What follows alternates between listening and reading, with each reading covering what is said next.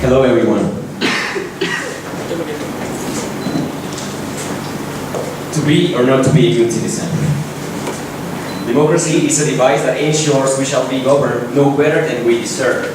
George Bernard Shaw. We like to think we live in a democracy. It's a very romantic thing to say. But let me tell you something. Modern democracy is totally misunderstood, and it differs a whole lot from its original sense and its original conception. I'm Oscar Victoria, and I'm going to tell you why in the next minutes. We think of ourselves as good people. Nonetheless, we also like to point our finger to another individual and say, this person's not a good citizen because they passed a red light, parked in a forbidden spot, or didn't pay their taxes. Do any of these situations have an impact on quality of citizenship? And of course, is there such a thing?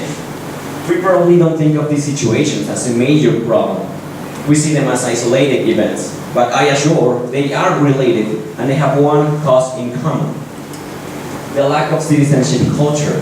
It is also evident that whether you're a teacher or a student, whether you go to school or go to work, it affects you because it affects all of us.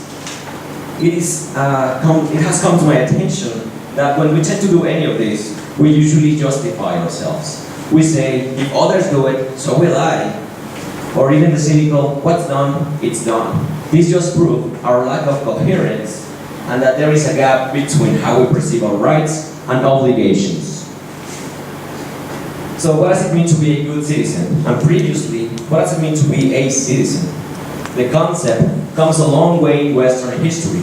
It was originated in ancient Greece along with democracy in cities such as Argos, Rhodes, Syracuse, but most notably in Athens, where democracy had its heyday between 460 BCE and 320 BCE.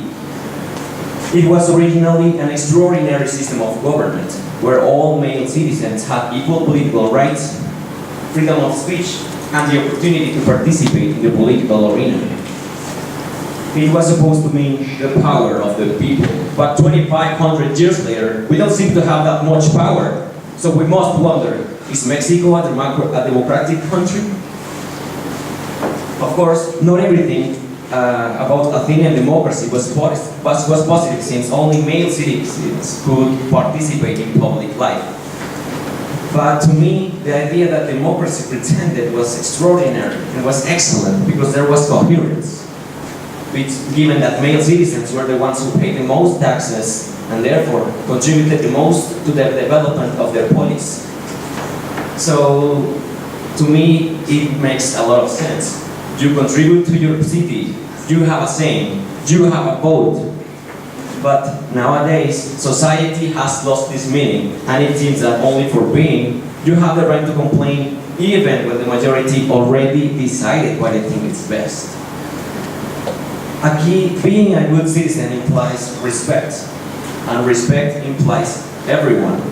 A key aspect is empathy, which we lack as members of the same community, because we like to think we are tolerant and respectful when it comes to people who look quite like us, who talk quite like us, with our same lifestyle.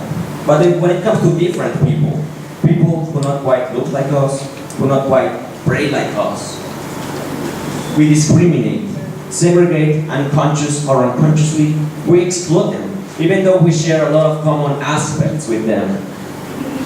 And so if we don't support each other among Mexicans, what can we expect from other countries? The image we project to others all around the globe matters because investors are constantly looking for opportunities to grow and expand their businesses. That is the main reason why, in order to do well, we need to do good. Because investors will not want to bring their money to a country where people don't know how to work together. Now I want to present you the Democracy Index. It is an index which measures the quality of democracies around the globe. And it can also be used as a guide to know which countries have the best citizens.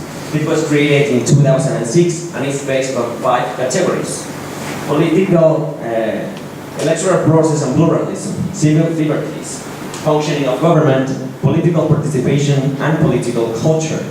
It's based on 60 indicators, and then each country is classified itself as one of 4 types of region. It can be all democracy, bloc democracy, hybrid region, or authoritarian region. Now, let's take a look at the regional democracy index. The first thing we can realize is that countries from the same geographic area share a similar performance. And we can realize that only 2 geographic areas are considered to be full democracies. This data reflects that even though democracy is a key aspect of modern life, it is present mostly in speech and theory, but not in practice, not in action. As I stated a priori, it's a very romantic thing to say, but very difficult to achieve. Now let's take a look at the top 10 scoring countries. As you can realize, there are mostly European countries, except for Canada and New Zealand. The results shown in these indicators prove that coherence has a lot to do with democratic development. Now, narrowing our scope, let's take a look at our Mexico.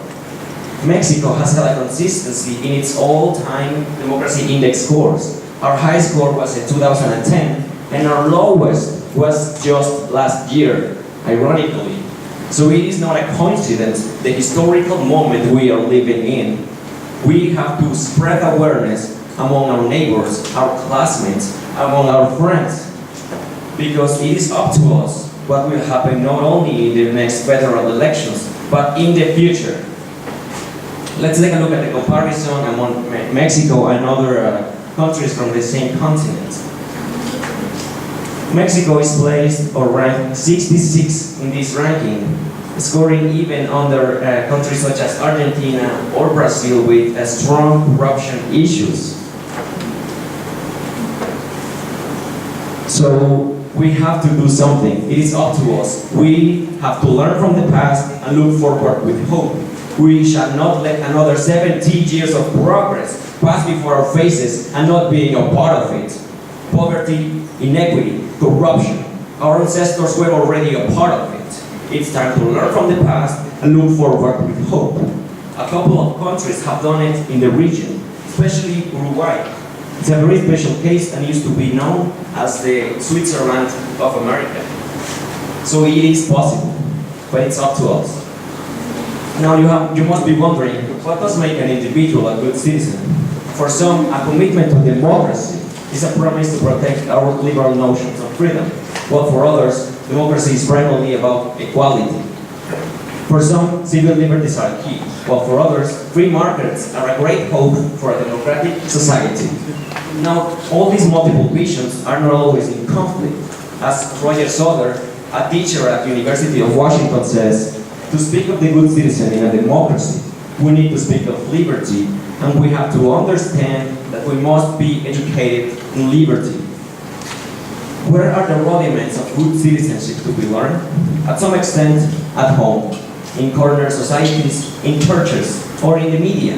But in a democratic society, only the common schools can provide to all the education that all need. So while we say we value a democratic society, the very institutions prepared for this, our schools have moved far from this central mission. So education and universities have an extraordinary mission to accomplish in this road to a full-lived democracy. Young people need to be taught to engage civically, socially, and politically. Being a good citizen is more than just good manners. It's about building a better future by acting today. So start today. Try to be a better neighbor, a better student, a better co-worker, a better friend. So when the moment of the truth comes, and you have to choose whether to be or not to be a good citizen, choose to be. Thank you.